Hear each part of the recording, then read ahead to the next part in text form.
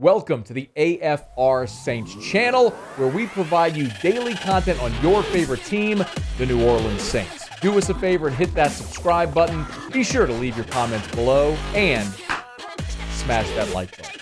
Who dat? So Jameis Winston has won the starting quarterback job for the New Orleans Saints. That much we know. And Jameis Winston was available to the media before his first start for the New Orleans Saints, in his first start since the 2019 football season with the Tampa Bay Buccaneers. And he talked about sort of his preparation for this game and for the season. Consistent preparation. That's all I'm focused on. We're preparing for the Green Bay Packers. We got a lot of stuff going on, but we have to be consistent in our preparation. Our day-to-day has to be the same. We cannot lose focus and go out there and be ready to play and go give our best effort. So they're continuing to prepare despite less than ideal circumstances, where the Saints, as you know, are preparing in Fort Worth. They're going to play a home game in Jacksonville. And amid all of this with Hurricane Ida being displaced, and it's certainly it's less than ideal circumstances, obviously. And I don't know if the Saints were going to be favored to win this game anyway. But this was also Jameis's opportunity to talk about winning the starting job over Taysom Hill and talk a bit about that competition. It felt great. I think the whole training camp, 7 and 9, man, we made each other better. And this team grew while we were competing. I was blessed to get the nod, and I'm just grateful for that. And I'm grateful for my teammates for pushing me. I'm grateful for Taysom for pushing me and us helping each other get better. You know, we talked about this throughout the whole, air quotes, competition, that in my opinion, this was never a competition. It was always going to be Jameis Winston, which ultimately it was. They had to go through the charade of a competition, which they did. The bigger question for me, and I think Jameis Winston is going to be fine. I think we have, and I have said this since March of 2020. I've said this for a year and a half now, so much so that many of you are maybe become like you have a physical reaction when you hear me say it. Because I've said it so much. Jameis Winston has obviously matured as a person. He athletically, physically is gifted enough to be the number one pick in the draft. He was good enough to be the number one pick in the draft, to be a draftable prospect in baseball as well, a Heisman Trophy winner. He threw for 5,100 yards. All the things that we know about Jameis, but he was also coupled with a guy who made poor decisions as a young person and was immature. And my contention is that as you age and you get married and you have kids, that forces people many times to mature. And I think that's where Jameis Winston is as a 27-year-old man. He was faced with adversity, and that's when you learn what you're about. And he lost weight. He went vegan. He got LASIK to fix his eyes. He sat and kept his mouth shut behind Drew Brees for a year to go, as he put it, to Harvard School for quarterbacks. And now this is his opportunity. I think Jameis Winston's going to be fine. Is he going to continue or start upon a Hall of Fame trajectory? I don't know that, but I see what Sean Payton did. There's so many parallels to when they got Drew Brees in his late 20s, and let's see if he could be the guy. I'm excited to see it, and I think Jameis will be just fine. What I am more interested in particular this week and moving forward is whether or not Taysom Hill can actually assimilate back into the Taysom Hill role. When he spent this whole camp preparing to be a quarterback, is he going to be effective in his past role? And make no mistake, if they're keeping Ian Book and they're bringing Trevor Siemian back as well, they are planning on having Taysom Hill be Taysom Hill. You don't keep 4 quarterbacks on a roster. Taysom is an asterisk player. You basically have 3 quarterbacks. You have Jameis, you have Trevor Siemian, and then you have Ian Book, because you don't want to get him scooped up by someone else. You're going to keep a third, like the Saints did when they had Garrett Grayson when they drafted Garrett Grayson and kept him on the active roster because they wanted to make sure that he didn't get scooped up somewhere. You're protecting that asset. Okay, but what that tells you is that Taysom Hill isn't your backup right now. He's going to play the Taysom Hill role. But for a guy that lost 15 to 20 pounds to go through the process of becoming a quarterback, is he going to be an effective H-back? Is he going to be as effective a runner? Is he going to be as effective, a blocker? Can he be as powerful? I think that's a bigger thing for this offense that sans Michael Thomas, that just cut Latavius Murray. Murray, present. I told you we're going to get him in there. I told you it's not going away. But an offense that's looking for options, that needs options, are they going to be able to find it with Marquez Callaway in a regular season game? Is Adam Troutman ready to be the guy who can emerge and be that 800 to 1,000-yard receiving tight end? All of these things are giant question marks. The givens on this team are, you got really good offensive line. You got one of the best, most dynamic backs in the NFL in Alvin Kamara. And Taysom Hill playing that role. But even now, that's a big question mark for Taysom Hill in that role because he hasn't played it so far through training camp. Can he just easily get right back into that mode and be effective? We're going to find out on Sunday.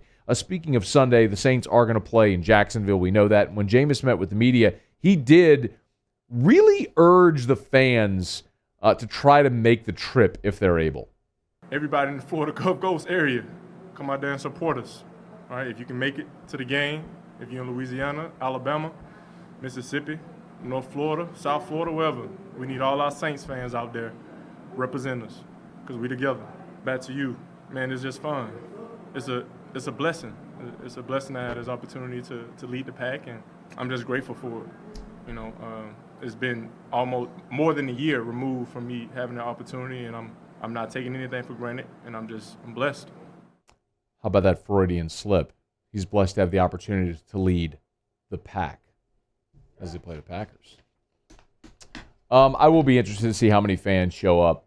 One of the things that we've seen, do you remember when LSU played South Carolina back in 2015 and they were supposed to play the game in Columbia and there was flooding in Columbia and they ended up playing that game in Baton Rouge and there was this assumption like, oh, LSU fans, of course, are going to go. It's a conference game. And people set their schedules based on the purple and gold and black and gold calendar.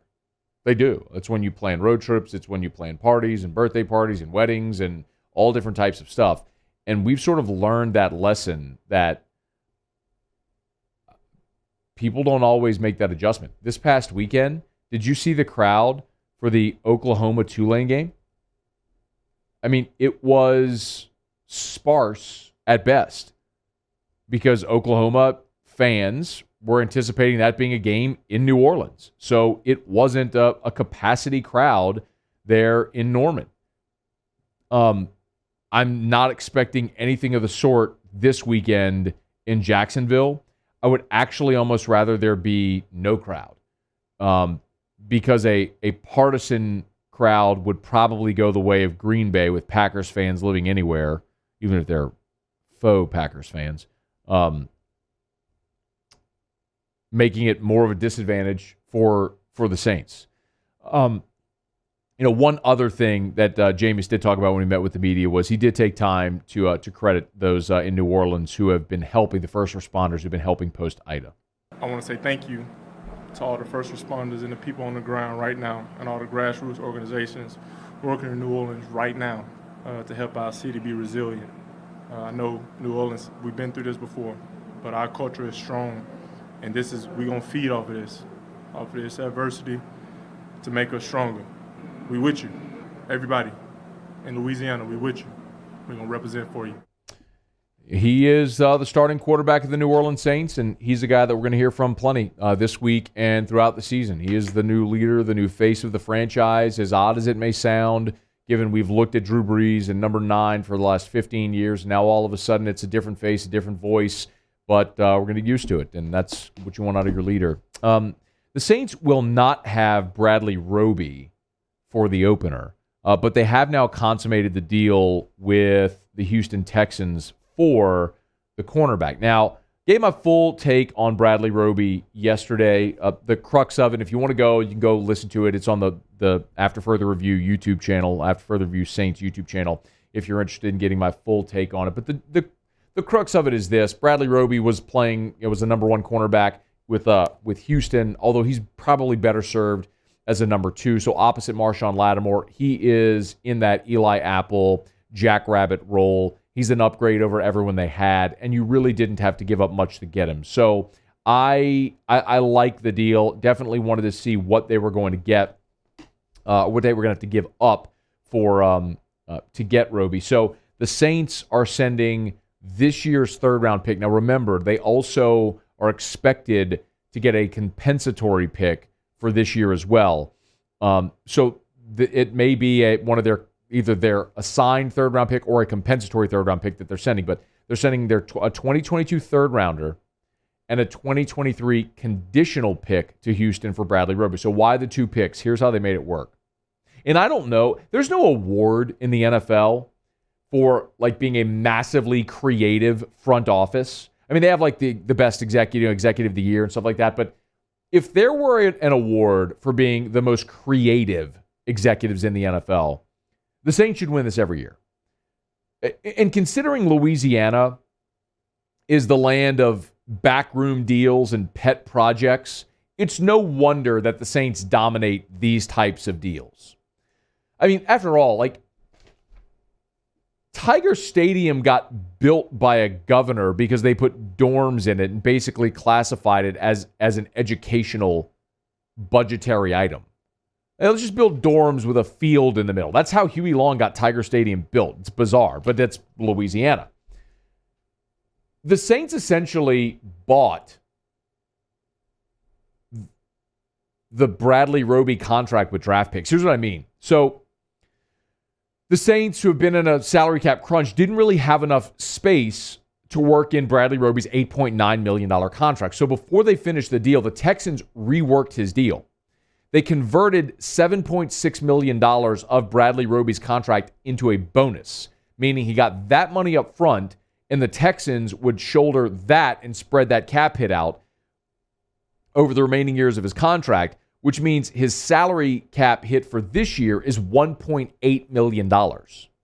So they lessened the cap hit for this year to make it work for the Saints. Now, they didn't do that out of the goodness of their heart. They did that because the Saints agreed to send them a conditional draft pick. So basically, the Texans said, okay, we'll restructure his deal and take on this financial burden right now in exchange for a 2023 draft pick. So the Saints effectively bought the Bradley Roby contract with a draft pick, which is, I mean, you can't legally do that, but it's ultimately, if that's not how they signed the paperwork, you can't buy draft picks or anything like that, but it's just the creative nature that they structured this. So Roby becomes even more affordable. And as we explained yesterday, he's under contract in 2022, but the $9.5 million salary and the $500,000 roster bonus are completely voidable. None of it's guaranteed. So if he stinks this year, you cut him and you're not on the hook at all. If he's good and you want to re-sign him, well, then extend him, and however you structure it, like they do with the fake years on the back end, the voidable years on the back end,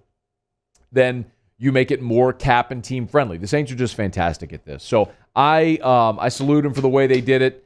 Bradley Roby is not available again this weekend because he's serving suspension for a PED positive test. So because he violated the league's performance-enhancing drug policy, he had to serve a 6-game suspension. Week 1 will be the 6th game, so he won't be there for the Saints against Green Bay, but he should be there for the Saints Week 2 in Carolina. So we'll get our first look at Saints cornerback Bradley Roby. Cost him a 3 and then a conditional 2023 pick.